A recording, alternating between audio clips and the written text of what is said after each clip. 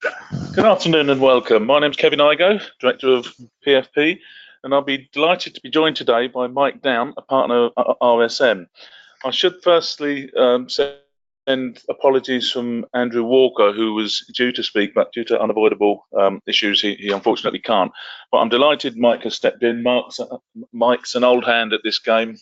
He's been speaking for us for a number of years now, so I'm delighted to welcome him back. So, Mike, perhaps a little bit, if you could mention a little bit about yourself to our listeners. Yeah, I'm head of tax investigations at RSM. I've been at RSM and predecessor firms for 33 years now, would you believe? And prior to that, I was an inspector of taxes, mainly in the South London area and on the South Coast. Okay, thank you. So the focus of today's webinar is on HMRC and their approach to penalties, which in truth we're seeing creating problems across the board with our claims. And perhaps we'll give some feedback on that throughout. If anybody has any questions, please feel free to send them in the question box in the usual way, and we'll get through as many as we can.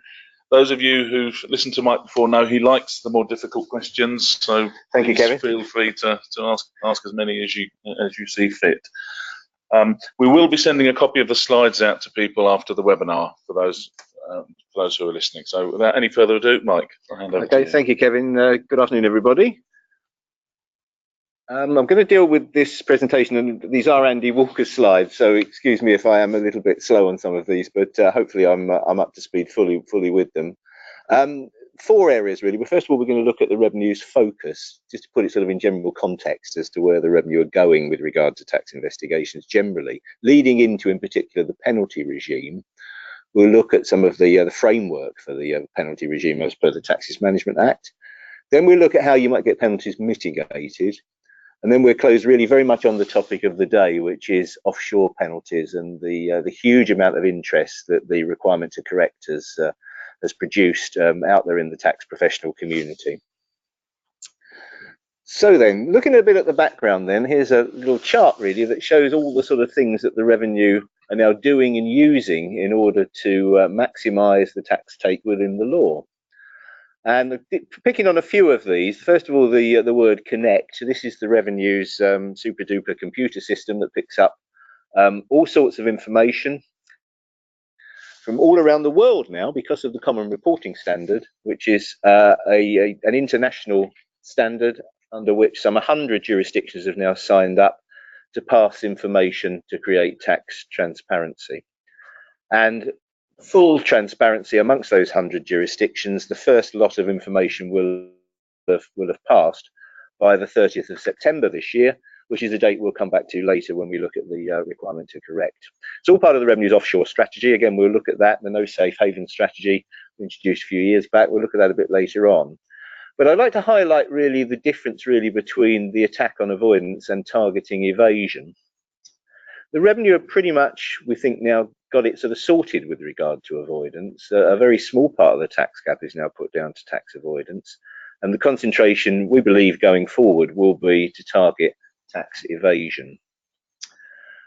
Up there on the top right-hand side of that chart, the aggressive use of penalties, that's what we're going to really be concentrating on today within this webinar, because we really are seeing really a sea change in the revenue in the way the revenue are approaching the use and the encouragement for officers within HMRC to seek penalties. Greater scrutiny is obviously put on taxpayers with regard to their behaviours, and the revenue are focusing their resources really on the whole area of tax investigations. As we will see from the next slide, 25,000 compliance staff now within HMRC dealing with tax compliance, tax investigations. And according to the Revenue's annual report, some almost 29 billion was raised from investigations and compliance. Not totally sure how that figure is made up. It would appear to be some sort of forward anticipation of by actions HMRC are taking, it's producing taxpayers to come forward and pay more compliantly as they go along year on year. But 16-17 was the 7th consecutive year of record tax revenue, and that amounted to some 574 billion in 2016-17. Looking at that in a bit more detail, also with regard to the tax gap, This is quite subjective, or believed to be quite subjective. All sorts of figures are out there as to what the tax gap would be or is, but according to the revenue, they reckon it's pretty constant at around 34 billion. But because the overall tax take is increasing, that tax gap percentage is falling. 6% of it's now just 6% of tax liabilities. As this crackdown on avoidance, as I say, we think the revenue are getting there with regard to that one. Evasion, where they've still got further steps to take, and non-compliance generally. The HMRC report makes it clear that the UK is a world leader on tax compliance. We've got one of the lowest tax gaps. We're more honest here, obviously, than other parts of the world. And we seek to set an international example on transparency. And the revenue say they've introduced 75 measures in 7 years to reduce avoidance, evasion and non-compliance, and they've invested 800 million in their compliance operations, and they're expecting an extra 7.2 billion in real tax money by 2020 to 2021. Since 2010, they've got another 160 billion in additional revenue from all the actions they've taken across the 3 headings, including 2.8 billion from offshore through action both at home and abroad. And don't forget, within this, we've seen the tail of the Liechtenstein disclosure facility. So certainly, as the Liechtenstein facility was running, we've seen 2.8 billion. The Liechtenstein figures are within that. So then, looking at the penalty regime, which is what really this webinar is about, working upwards, shall I say, from on this slide. Don't forget that we still have the old penalty regime for historic cases. For instance, for inaccuracy penalties, the new regime came in under Schedule 24 Finance Act 2007. So anything prior to that year essentially is still under the old regime. And we are still seeing some cases where the old regime applies. As new people have come into HMRC, new inspectors have come in, some of them won't be familiar with the way the old penalty regime works, and sometimes we have to take them back to basics with regard to that. Different dates apply for depending on what the taxes and the duties involved with regard to penalties, and indeed which penalty regime it falls under, which new penalty regime it falls under. And I say I'll call them new penalties even though they've been with us some 10 years or so. Under 3 headings here, first of all, we've got failure to file penalty, a late filing penalty. That's causing a lot of interest with tax cases at the moment, particularly with regard to non-resident capital gains tax and with regard to ATED returns. Failure to notify penalties, taxpayer totally previously off the scene, not known to HMRC, a special penalty regime for those. And then finally, the main one that we all see and love, really, the penalties for inaccuracies. Tax returns have gone in and they're wrong. And where the tax has gone up, the revenue seek to establish the taxpayer's behaviour to see whether there is a penalty situation there.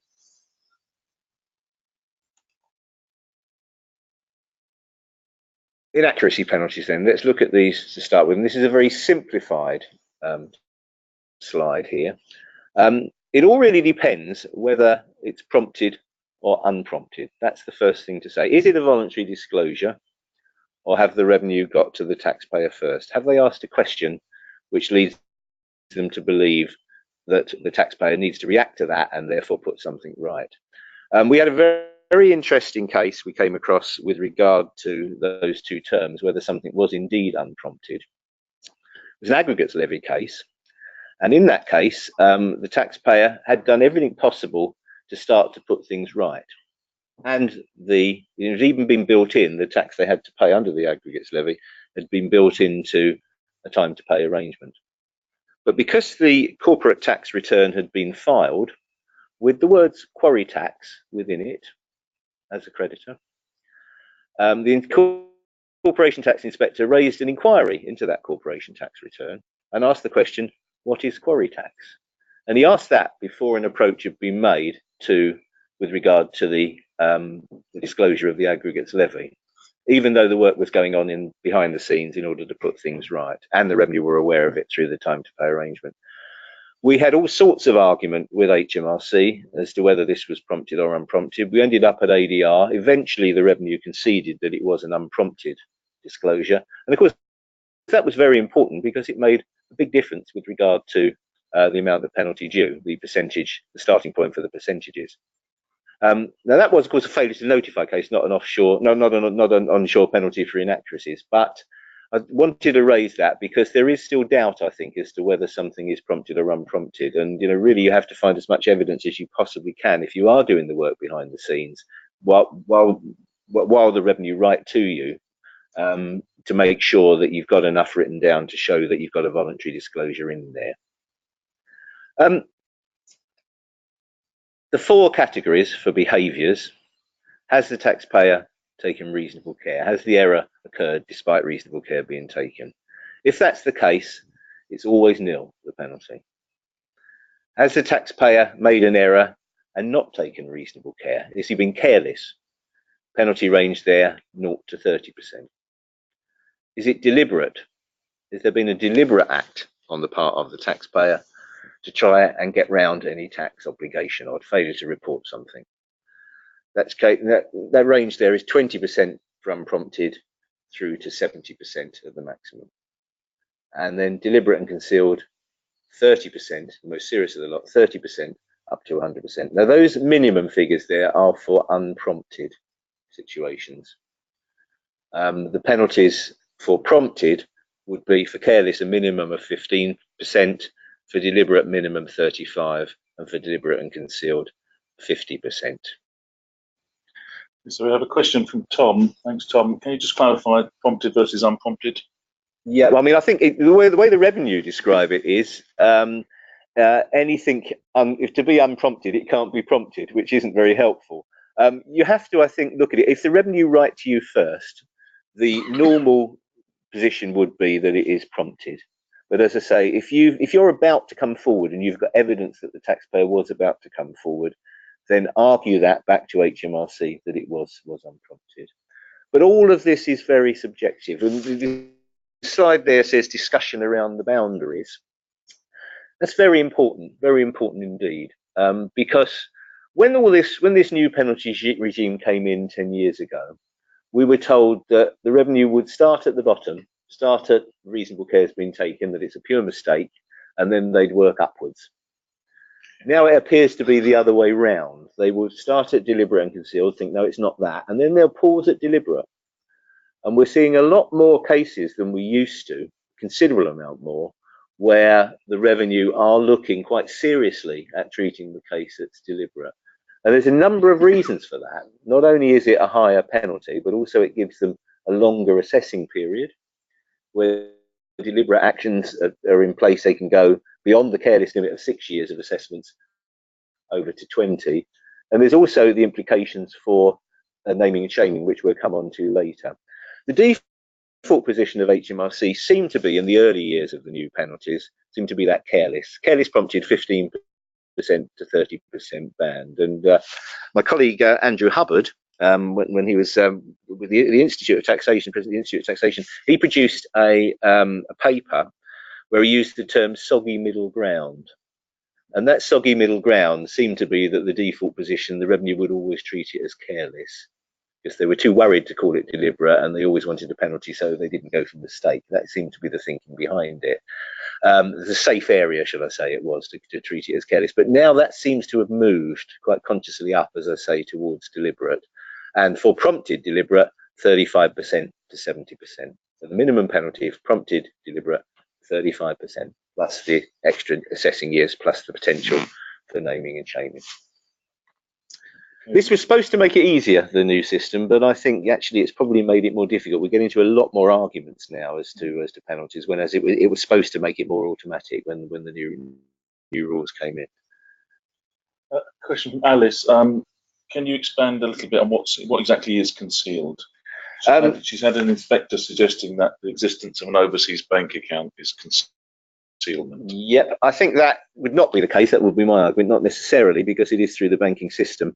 What I would normally look at with concealed would be things like false invoices and the like, where definite things have been done, deliberate things have been done in order to avoid making any reference to it on the tax what we've return. seen. An extra step has to be taken. Yeah, it's about the extra step. You're absolutely right there. But offshore in itself shouldn't automatically mean it's deliberate and concealed. Certainly not. Mike comments, the inspector seems to be expanding the term deliberate to suggesting that if a client has known something wasn't 100% right, then that's held to be deliberate. Yeah, we've seen that argument put to us as well.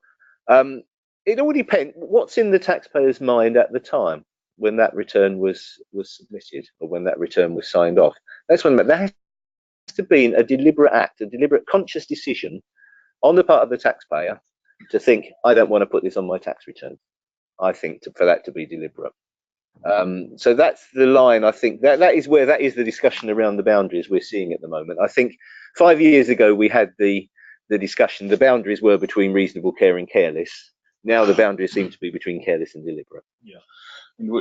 As an aside, we at PFP did a freedom of information request, and that showed that the number of deliberate penalties between, I think it was 15-16 and 16-17 went up considerably, and the number of reasonable care penalties actually went down. Yeah, it shows the way they're moving. Yeah.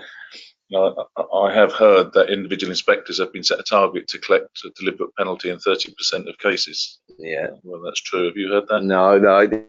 I think it's the revenue would always deny any sort of individual targets being made. It may be made on a local basis. Who knows, things like that. But certainly, we've seen a lot more. I think that's what we would say. And I think if you get a situation where it's likely to be a penalty in a case that you're working, the first thing you have to think to yourself is this deliberate and what could the consequences be? So how do you react to an inspector saying, well, you should have known that wasn't right, that's deliberate? I think it's what's in the taxpayer's mind. Did they know? Did they challenge it with the accountant? Did they ask the right questions? Yeah. Did they go away and look at HMRC's website, which is often what revenue say? Yes. If you weren't sure, you should have gone away and checked. Yes. I think that one of my favourite ones was that somebody had misclaimed the foreign tax credit, and the inspector asked the client, "Did you check the 17 double taxation treaties to ensure this was correct?" Yeah. Well, no, of course we didn't. Yeah. No, I've seen another one where there was council's opinion, and they'd got one council's opinion, and the inspector said, "Well, you should have gone and got 3 and taken the average." That's Another question from Edith. Hi, we've now been told by HMRC on a number of occasions that they can't apply a 0% penalty for carelessness if the issue goes back over a year. As their guidance says, it has to be at least 10%. Yeah. The same argument was applied for suspending penalties. Is there a legal basis for this? Yeah, I'm going to come on to that later on during the presentation. That is really a hot topic at the moment. Very good question. It is actually a 3-year limit that they're claiming, but I'll deal with that a little bit later on. That one. Okay. Yeah. Sonica, if the person dies during an ongoing COP9 tax inquiry, what will the outcome be with regards to penalties? With regard to penalties, and how long can they go back to investigate? Yeah. Normal rules you would have, but there would be no penalties if the person's died. That's what it comes down to. There's a Swiss case, I believe, on that one, the Swiss human rights case that said that couldn't go forward on that basis. So no penalties for deceased people. In terms of dealing with the Code 9, there are certain assessing time limits for deceased persons, and I think you would end up with a limited amount. They certainly couldn't go back the full 20 years in those circumstances. I believe they can go back 6 years where there is a penalty, where there is an assessment possibility on a deceased person. If the revenue realise that the taxpayer is seriously ill, and I have seen this, they have gone back and issued lifetime assessments going back to 20 years. Right. And done that. Yeah. So I have seen a situation where that happened, and the taxpayer then died, but because they had the assessments in, they were valid assessments. Okay, thank you. Right. Moving on. Moving on to mitigation. Hope it gets better on this one. You would hope, and we are seeing you do manage to get the penalties abated down from the maximum figures regularly, obviously. But again, it is all about behaviour, as the slide says there. 3 categories: telling, helping, giving access for mitigating the penalty. Under old rules, it used to be disclosure, seriousness, and size. Disclosure, cooperation, and seriousness, or size and gravity. But the new rules are a bit different. telling, how much have you told the revenue, how spontaneous has that telling been as to what's gone wrong, how much have you helped the revenue put things right, and how much have you given access to information which the revenue have asked for. Depending on the levels under those three categories, you get a percentage reduction from the maximum. So you look at the difference between the minimum and the maximum, and then you apply that percentage abatement to it. I always think that where you get a case where you've worked the inquiry very well, there've been no delays, you spontaneously come forward if there have been issues, and you've allowed the revenue access to all reasonable paperwork that they've asked for, you should get the minimum penalty in every case. I did see one case where the inspector tried to reduce the abatement by 1%, which seemed to be quite amazing, because there was a one delay difference on the on replying to an answer, even though they've been told it was in the post. But that's exceptional. Obviously, that is ridiculous, that sort of situation. You should always know, I think, if you're going to get any restriction on the abatement on these cases, if you've worked the case properly and the taxpayer's done everything properly as the inquiry's progressed. Another reason for the revenue seeking deliberate might be that with a deliberate penalty, you can't get it suspended. Only careless penalties can be suspended. And there's been a whole host of recent tribunal cases over the past year where the revenue haven't done very well before the tribunal. I think that's the way to put it. In fact, the tribunal has been very critical of the revenue's refusal to suspend penalties, almost to the point that we're thinking now that whenever you get a careless penalty, maybe the rules should be changed such that suspension should be the norm unless there is a reason not to suspend. You have to be able to set suspension conditions in order to get the penalty suspended. And these are what's known as SMART conditions: specific, measurable, achievable, realistic, and timely. You always have to seek to draft in your conditions something that applies to all of those, that comes within the boundaries of those. I always like to try and draft suspension conditions myself. The revenue have all sorts of different conditions they seem to set, from the most basic to the most intricate, depending on the case, but it really is inconsistent the way the revenue look at suspension. We've seen many cases where the revenue, without even asking any questions as to taxpayer behaviour, which they should do, they should always ask the questions, why has this error happened? What steps did the taxpayer take to check it? Did they act on any advice they were given? Did they look at the revenue's website, as we said earlier? But in terms of the suspension conditions, you've got to try and set, as I say, things that are specific and measurable, really, and the taxpayer is capable of achieving.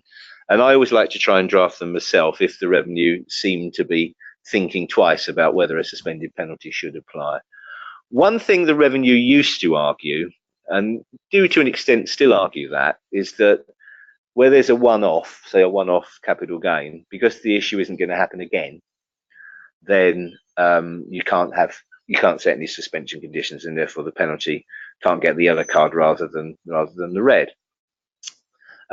Because of various recent cases, that's now been, the tribunals have decided that you can indeed have suspension where there's a one-off, because again, it's coming back to that behaviour point.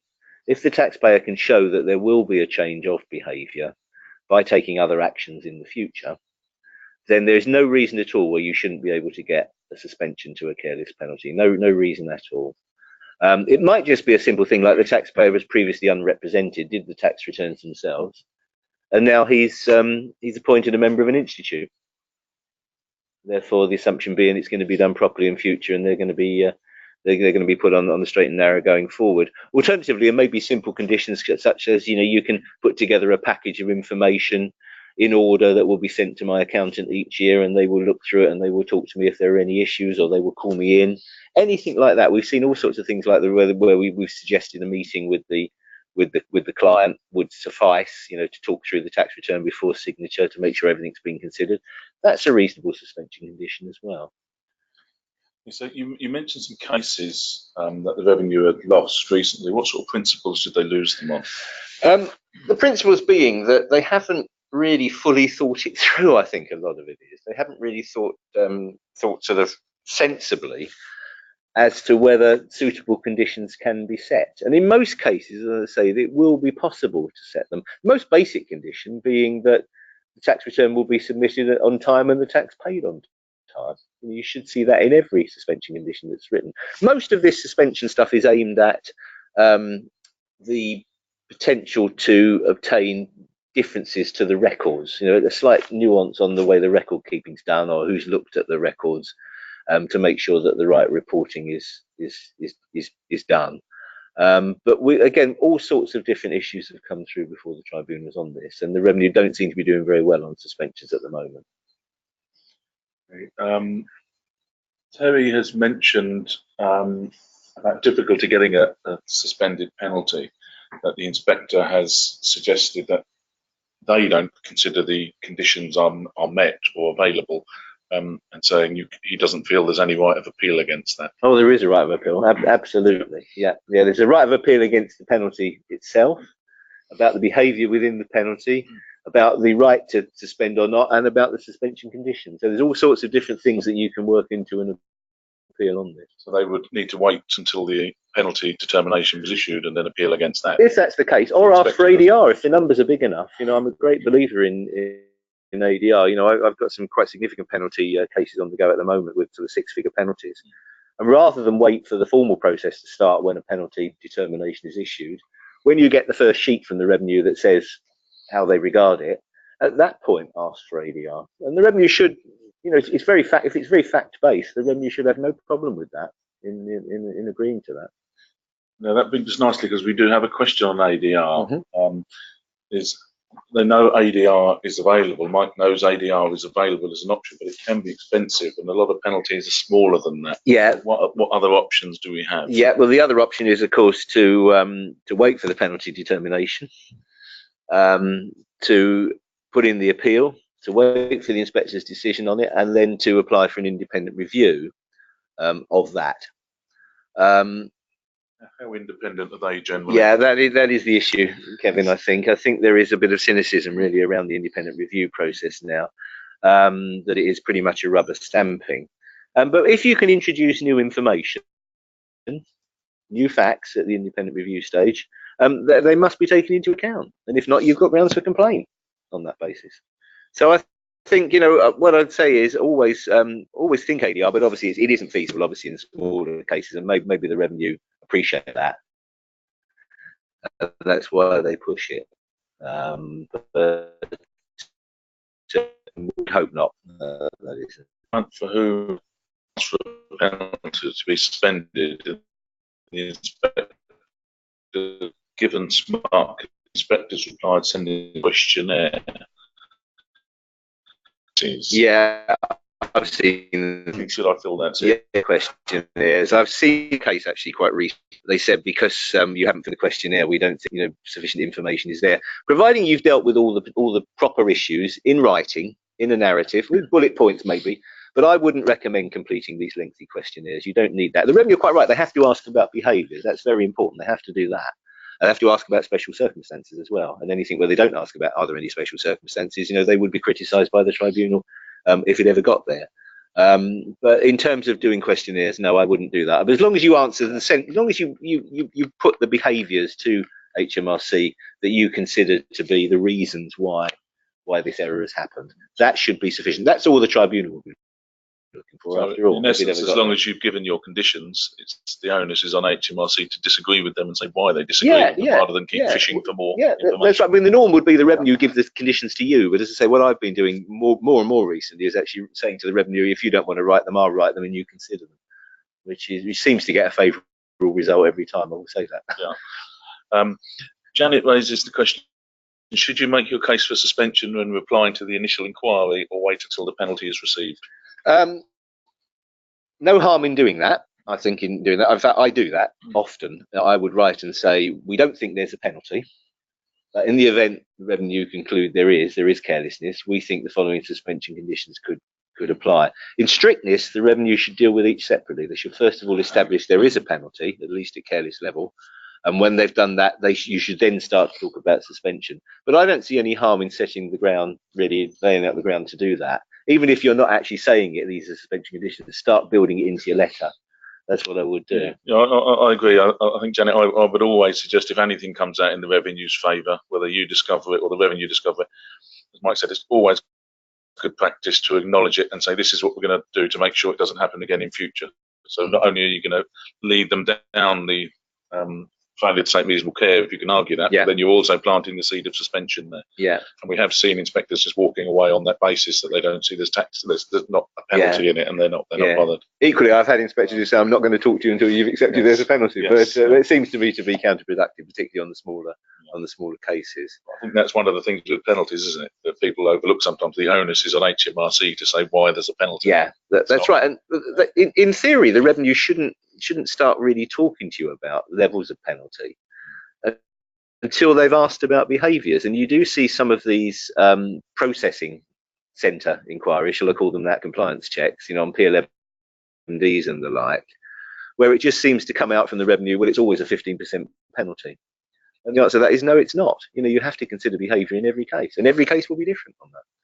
At what stage should the human rights literature be issued to clients? Whenever there's an error discovered, effectively. That's the first point. Whenever there is potential for a penalty, the revenue should be issuing the Human Rights Act information. If they don't issue it, they shouldn't then be pursuing the penalty, and you should point that out to them. So at what stage can we identify, well, at that point you should have issued that literature? Is it a possibility of a penalty, or is it when a known thing comes out? No, I think it's when there is something established. Right. That is my view. For instance, if you use a very simple answer, say some bank interest, the revenue write to you and say, I think your client's missed some bank interest off the return, you go back and say, oh yes, he has. Yeah. They mentioned penalties before that. Obviously, they mentioned in the opening fact sheets, but in terms of issuing the Human Rights Act literature, that should only come when there is an error established. Yeah. Okay. Just before we move on, one last one, I think. Where we are now with high income child benefit charge assessments, well, where are we? I think that's slightly mistyped. Where are we with high income child benefit charges assessments and penalties, considering the recent conflicting tribunal cases? Yeah, I haven't seen the revenue go for a penalty on one of those, I must say that. In fact, in most of the cases I've seen, I haven't seen some actually for a year now, I think, probably on those ones. But most of these ones that have come out, I've just seen come out really as a basic letter that said, we think the tax return's wrong, this is the extra tax, do you want to pay it? That's how I've seen it. And interestingly, they only seem to deal with a 1 year. They don't seem to look at earlier years. Now, of course, I think it's an obligation on us as agents. Whenever we get these, it's not just the child benefit ones, it's also the sort of bank interest ones as well. We do see strange letters coming out from HMRC that are just year specific.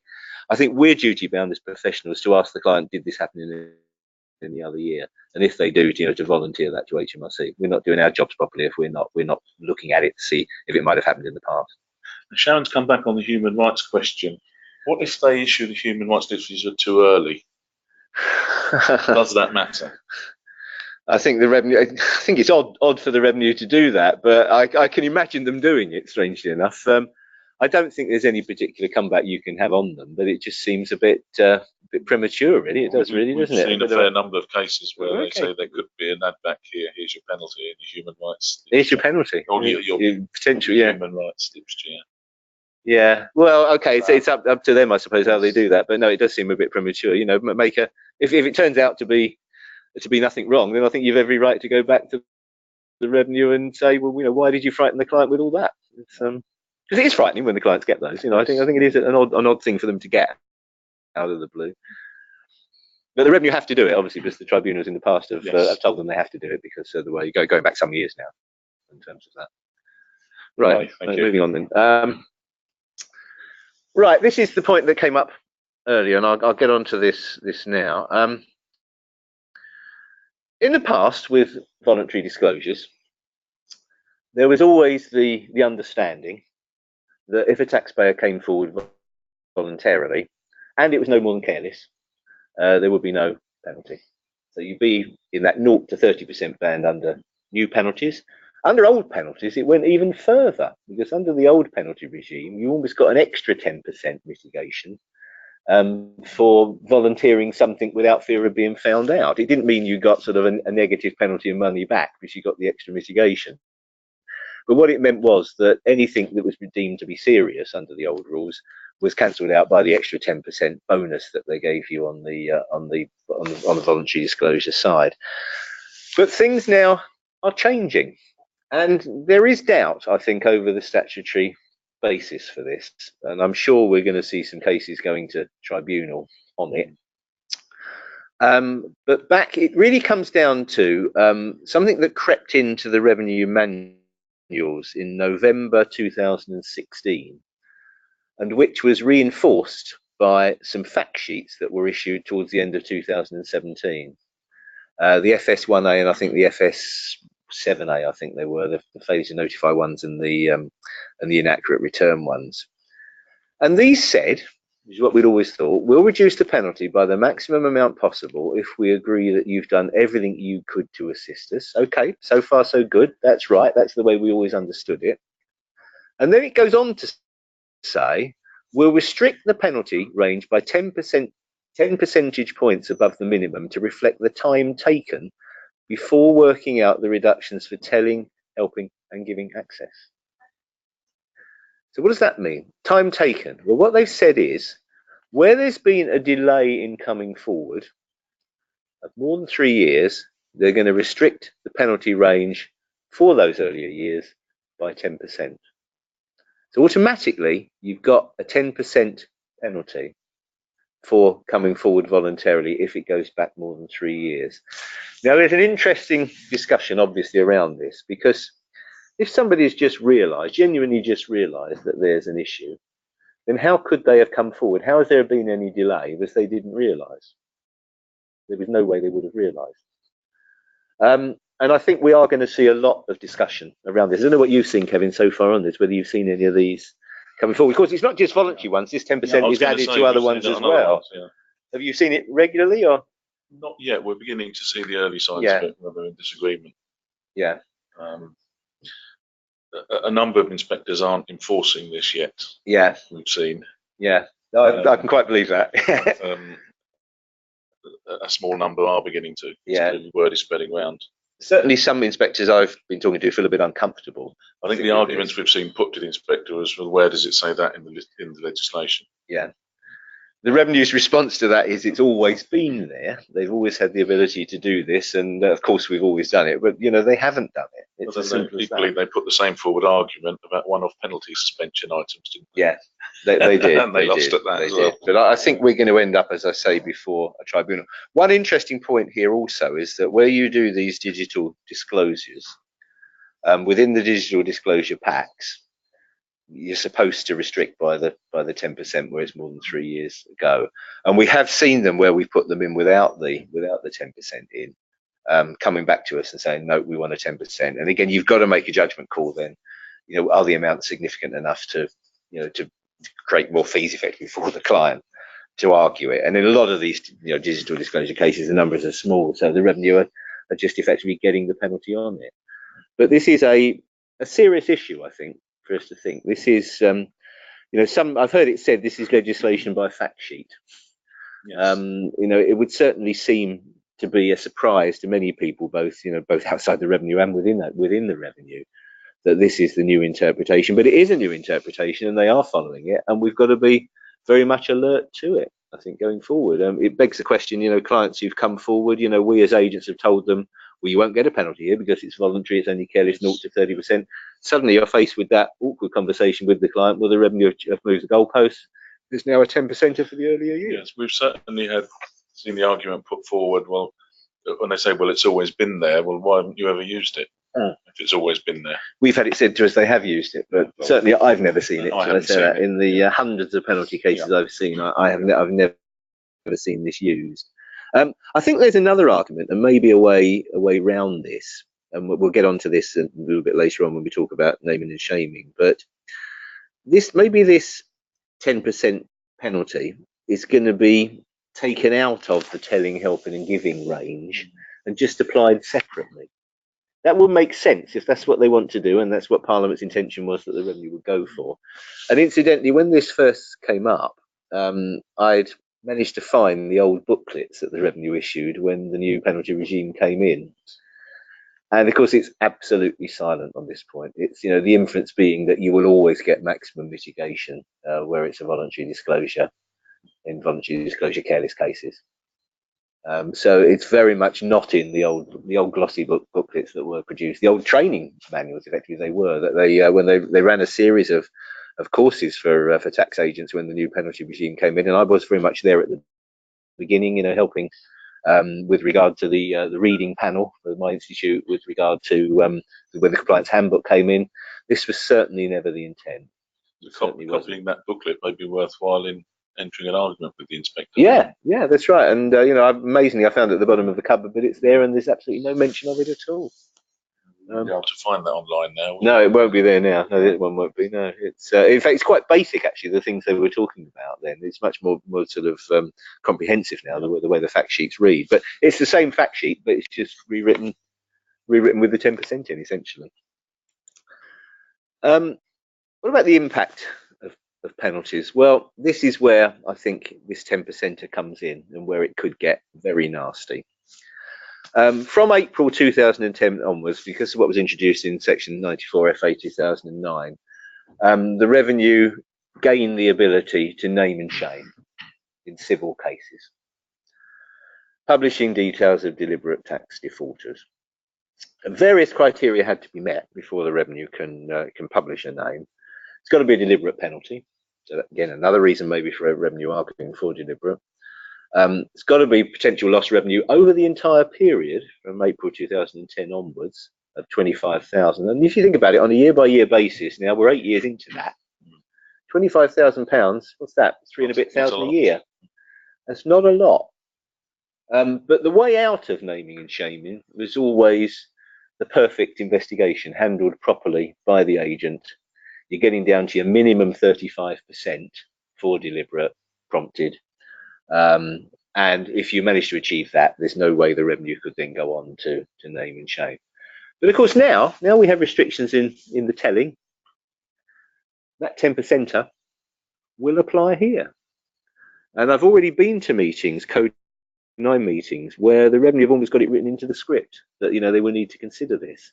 So it almost begs the question that in every Code 9 case where it's obviously going to be deliberate, it's working as a disclosure case, you're never going to get where the tax is always going to be presumably more than 25,000, or the revenue wouldn't have started as Code 9. And in most cases, I guess you're going to go back more than 3 years. So does this mean that every Code 9 case is going to be named and shamed? And I think that's a really important question that the revenue don't seem to want to answer at the moment. And I think it's going to be down to our institute bodies, I think, to be arguing this, and for all of us really to take concern with it. And where we get cases where the revenue are seeking the extra 10% in these cases, particularly where the taxpayer had already signed up for Code 9 and it wasn't in the original booklet, where the original Code 9 booklet, when they agreed to the process, said that you won't be named and shamed if you behave from now on, you do everything properly in terms of the disclosure. Now it looks like they will. So I think we've got a lot of discussions coming with the revenue on these sort of cases going forward. I believe there has been internal discussions with HMRC that there's a body there that are unhappy that those who are better represented don't get named and shamed, and those who are perhaps can't afford that level of representation do. Yeah, but it is, of course, a disincentive, I think, to sign up for the Code 9 process, because one of the real incentives in there was that, if you do everything properly, you won't be named and shamed. But now if they think they are going to be, will taxpayers turn around and say, well, I'm not going to commission a report and I'm not going to play ball with the process, let the revenue investigate me and do their worst, and which create a lot more work for the revenue when they could be spending time in other cases. Well, I suppose the other side of that is potentially it could be a criminal prosecution. It could be, of course, if they don't sign up to the process. Of course, that could be if they don't. But if they sign up for the outline disclosure and that's accepted, and they've owned up to all the deliberate, maybe their pool's there. I don't know. All sorts of unknowns, I think, in this area to come, and we're going to have a lot of discussions with HMRC going forward. But I think it is a very sensitive and delicate area that is going to cause issues for those of us in the profession who do tax investigations full time, and for those people who are picked up for Code 9, and have done deliberate things. But as Kevin said, the revenue might be saying, well, they deserve it, but that isn't really within the spirit of Code 9 and putting things right properly. The other side to deliberate as well is managing serious defaulters. Often overlooked, anything where there is a deliberate penalty it will end up in the managing serious defaulters regime. It's a team, I believe, in the HMRC, I believe, down in Gloucestershire, where they have a program for checking that everything's done properly. They risk score the cases, can be up to 5 years worth of particular scrutiny and a more rigorous compliance check, maybe behind the scenes. But I think the revenue on their risk scoring have realised that there's a difference between the cash business that's been doing things wrong for years and not paying tax on time and with insolvency issues, to somebody who simply, maybe has missed off something that might be borderline careless at the lowest end as a single issue, always otherwise paid tax on time and filed on time. They will be risk scored lowly and they will get very much a light touch. And I think also the inspector who makes the referral to the managing serious defaulters is able to put sort of the case for low risk. So it's worth asking the inspector before they make that report for MSD, are you going to give them a good sounding before the case goes forward on it? Right, on to offshore, the final point I'm going to deal with today. Very topical, very important for all of us and our clients. All comes out of really the No Safe Havens publication, the revenue issue probably 3 or 4 years ago now, about the fact there were no hiding places for taxpayers with offshore irregularities. Revenue focus, driven by court of public opinion, driven by the politicians, has been to get at all those who've been doing things offshore that have meant they haven't paid their full UK taxes, quite rightly. There's been this international drive for information, as I mentioned earlier, the Common Reporting Standard, and the fact that revenue have this supercomputer into which all this information can now be fed, will mean that the revenue will be able to risk score their cases before they select them for investigation, and in the revenue's eyes, hopefully enable them to pick the ones that are going to be real winners for them, or pick those ones first of all. We've had a string of disclosure facilities over the years. Back in 2007, we started off with the Offshore Disclosure Facility, supposedly a once and for all means of putting your offshore issues right. That was followed the following year by the New Disclosure Opportunity, and then by very shortly after that by the Liechtenstein Disclosure Facility, which was the only true amnesty, and which was really a remarkable piece of negotiation HMRC managed to do, I believe, in order to really open the door on offshore issues, offshore tax issues. The revenue would argue that you've had your chance. To anybody who's had money offshore that hasn't been disclosed to HMRC and should have been, you've had your chance. You've had these various disclosure facilities. There have been other disclosure facilities, the Crown dependency ones as well as the more basic onshore ones as well. You've had your chance to come forward. You haven't done. Now we've got to do something more dramatic in order to make sure that you do come into the tax fold on offshore issues. And we now have the worldwide disclosure facility. This offers no special terms. All the other ones had an element, particularly the Liechtenstein one, of special terms, favourable terms of putting things right through the facility. This one has no special terms. It is a digital facility. The revenue do expect you to fill in the digital forms. If you have doubts, there is a sort of clearance procedure that you can go through. But in many cases of sort of moderate complexity, the revenue would expect you to send an email including some explanations as to what's happened, why it's gone wrong, why you've treated things certain ways. And it does seem to be working reasonably well, probably better than we'd hoped for initially. You don't have a single point of contact that we had under the Liechtenstein facility, which is a disappointment, but it does seem to be working reasonably well. One thing we're finding sometimes is that you can't do things through the digital portal, particularly with other facilities, and we're finding we're sending letters to make the original unprompted disclosure to HMRC, and then they're coming back with just a couple of simple forms for us to fill in manually. Now, whether they want to do it that way or not, I don't know, but it does seem to be There do seem to be some problems in getting everything through on the digital portal, particularly with pay-as-you-earn and employer compliance issues. They don't seem to have got the digital portal right at all on those. So I digress slightly here, but that does seem to be something that the revenue aren't capable of doing yet, is to put pay-as-you-earn and employer compliance issues through online.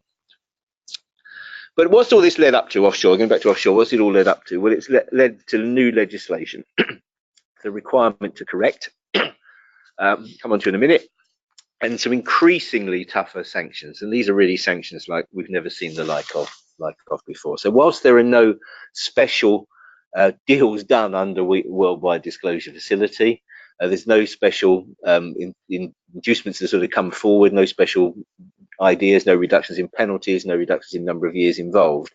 It is the last chance saloon, because if you don't put it right under normal terms, under WDF, you will get these much more stringent sanctions under what's known as failure to correct. And these are the failure to correct penalties. We'll come on to in a minute those ones. Sorry, these ones are the existing ones we have for offshore. It applies to inaccuracies on or after April 11. They apply to late filing or late notification as well, after April 12. And it depends on the category of the jurisdiction. How transparent is the jurisdiction? If it's just category 1, then you get the basic maximum 100% penalty. If it's category 2, it's 1.5 times 150%. And if it's category 3, it's double. And there's some examples there. Note that Guernsey is category 1, and we've seen a few examples of the revenue not realising this, lumping that into category 2 along with Jersey. But Guernsey and the Isle of Man are category 1 for these purposes. Jersey is still category 2. And with the worst sort of scenario, it's Panama and Monaco and countries like that. There's some examples of them where it's up to 200% already under existing legislation. But what about the requirement to correct? Well, these are some of the terms the revenue are using, getting tougher on those with offshore compliance issues. People with overseas assets are often those of the most complex tax affairs, and this can include tax structures which were compliant when they were set up but aren't now. So it's worth looking where you've got an offshore structure. Is it still tax compliance? Has the law changed to make it non-compliant? And then finally, the revenue saying we're looking for the requirement to correct to address all non-compliance, irrespective of the underlying behaviour or motivation. So even if it's not deliberate, it's still looking to it to come through there. It's not just the evasion end. This is everything involving offshore. And this now comes through into those failure to correct penalties. But the requirement to correct has been consulted on quite extensively and put into the Finance Bill of 2017. Really, the message is where you have clients with offshore issues, go and talk to them, review, seek advice when necessary, and get the issue regularised through the WDF. It applies to income tax, capital gains tax, and inheritance tax on offshore issues. And your window closes on the 30th of September 18. No doubt about that, it's going to close. So if you haven't come forward with an attempt to put things right under requirement to correct by the end of September this year, you will be into the failure to correct penalties. There's a consultation going on at the moment. In fact, it's just closed on the 14th of May this year into extended time limits for assessing. It's now going to be 12 years, even for non-deliberate cases. 12 years, and there's a lot going on. No doubt that's going to happen, but the consultation will decide the practicalities of it. And there are a number of practicalities within this, such as, what about record keeping? Are you really going to keep it 12 years? Are the banks going to keep records 12 years? Our institutes have addressed the rest of these issues in part of the consultation, and certainly I've seen the CIOT paper, and that was, shall I say, less than complimentary to some of the revenue's ideas in there. But if you don't put it right by 30 September, if your clients don't come forward by then, there's this additional offence on top of the non-compliance, and a much tougher set of sanctions. And these are tax-geared penalties of a minimum of 100% up to 200% of the tax not corrected. Potential asset-based penalty, 10% of the value of the offshore asset. You've got £1 million offshore undisclosed, asset-based penalty, £100,000 on top of the rest of this. If the money has been shifted from a compliant CRS jurisdiction to somewhere else and the revenue find out about it, there'll be a 50% penalty uplift in those penalties. So that 200% maximum would become 300%. That's the 10%. That's the 10%. Very, very big numbers, plus the potential for naming and shaming. But we're told there won't be a penalty where there's a reasonable excuse. So we have to, I think, regard that with some caution as to what the revenue are going to be regarding as reasonable excuse. So I might just mention one final thing with regard to offshore issues. As of April 17, the new automatic criminal offence came in for offshore issues, where the tax is more than £25,000 for any 1 year in these instances, and there is an offshore irregularity. It is an automatic criminal offence, a bit like driving without insurance. So particular care needs to be taken when completing 17, 18 tax returns, because if you get those wrong and there are offshore issues in them, then there is the potential for it to be automatically criminal. And we have to, I think, bear that in mind with that one. So that is, I think it is getting overlooked, I think, with regard to what we're seeing with the failure to correct, but that is on top of this and it's quite separate from it, but it is obviously important. Okay, thank you. Well, we have a few more questions really and comments generally. We've seen from Teresa, we've seen a number of automatic assessments issued to clients where HMRC holds information on the Connect system, and rather than raising an inquiry, they're simply issuing a tax demand. And they're saying on the form that if you disagree, you should tell them, and they will automatically change it back. However, they've indicated they're likely to raise an inquiry.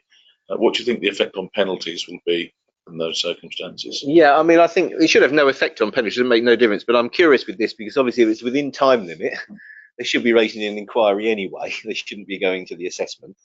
If it's an assessment, you're into normal appeal procedures. And if it is a true discovery assessment, because maybe it's for an out of time year that the inquiry window is closed, then I think it's important that you have to put in the appeal against it. There's no other way around it. But in terms of penalties, you need to think about, are you telling, helping, giving access still in terms of, any questions they might ask. But the fact they've gone to assessment straight away means that, you're going to get some questions on it. And it does seem that, it does seem an unusual approach they would take if the inquiry window is still open. Yeah. Okay, thank you. From Joanna, she has a client charged a penalty for high income child benefit missed from a tax return. Anything she can do now?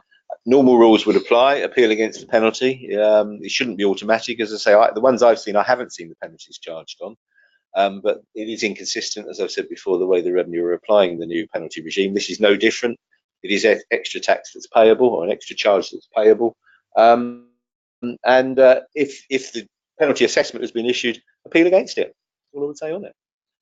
Okay, thank you. There's some more general ones. At the start of a COP9 inquiry, should one not sign the CDF acceptance or rejection form? Signing either may cause problems later. No, I think that's far too wide a question. You have to treat that exceedingly carefully and maybe almost certainly seek specialist advice if you're unsure. A failure to complete the forms or to embrace the Code 9 process where it is appropriate could well result in the case becoming a criminal investigation, with the revenue ultimately seeking maybe to prosecute. So you need to have extreme caution when dealing with that situation. I would never ever treat that lightly, that situation. Thank you. A question from Peter.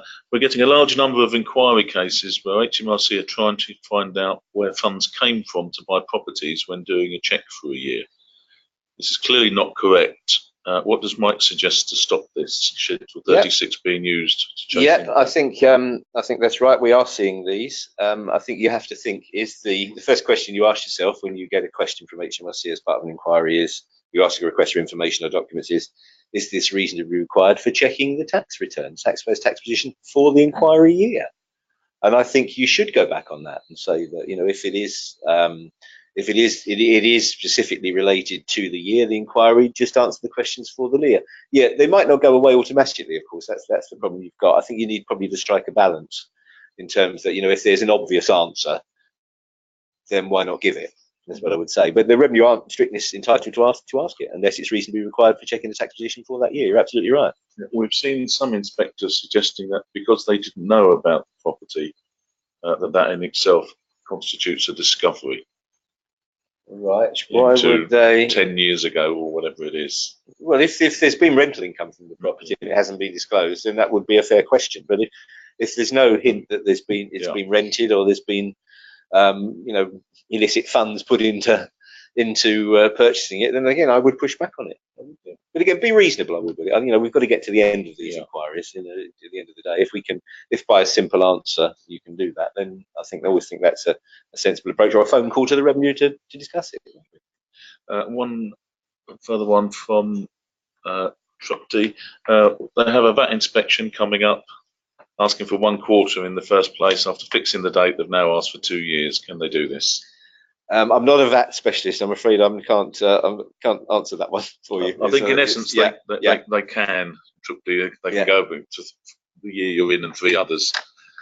It's not usual that they'd ask for 1 and go back, and you might ask why you've extended it as the risk profile changed. But in general terms, there's nothing they can really stop doing that, unfortunately. Okay, we're now reaching the time. Which I'll draw that to a conclusion, I think. So I'd like to thank Mike for coming along and stepping in, particularly such short notice. I hope you've all gained something from the webinar. There was quite a lot of detail in there and some interesting discussion. This is one of a number of webinars that we produce for our member firms and selected guests. We will be having another one, I'm not sure it's next month, but in the coming months, so please listen out for those.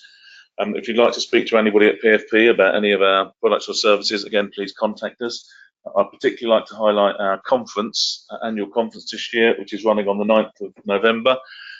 Andy Walker is due to speak at that, so Mike, you best be on standby just in case. But we'll send details of that round with the follow-up to this webinar. So meanwhile, I thank you for listening, and I hope to speak to you all again soon. Thank you. Thank you.